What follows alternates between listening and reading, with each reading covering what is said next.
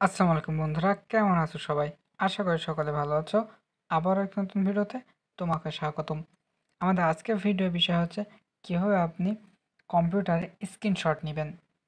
আমরা অনেকে অনেক ব্রাউজার ওপেন করে থাকি, কিন্তু সেই সময় অনেক বন্ধু বা ফ্রেন্ডকে আমাদের ডেস্কটপের স্ক্রিনশট দিতে চাই, কিন্তু এই স্ক্রিনশট দিতে পারি না।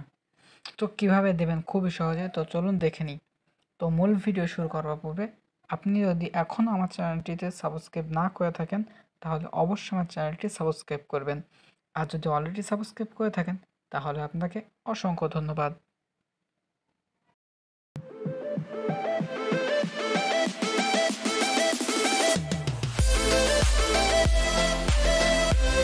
আপনাকে আপনার কিবোর্ডে সরাসরি এই যে PS লেখা, এখানে একটি ক্লিক করতে হবে। এখানে ক্লিক করার সাথে সাথে আপনার স্ক্রিনে যাই থাকুক না কেন, সেটি স্ক্রিনশট আকার ধারণ করবে।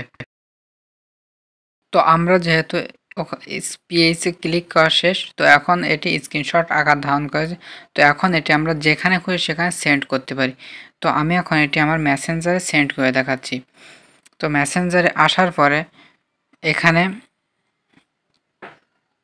Alt+V ক্লিক করার সাথে সাথে পেস্ট হয়ে যাবে। এখন যদি আমি এটি সেন্ডে ক্লিক করে দিই, তাহলে এটি সেন্ড হয়ে যাবে। তো ঠিক এভাবে আপনি আপনার স্ক্রিনশট নিয়ে নিতে পারবেন।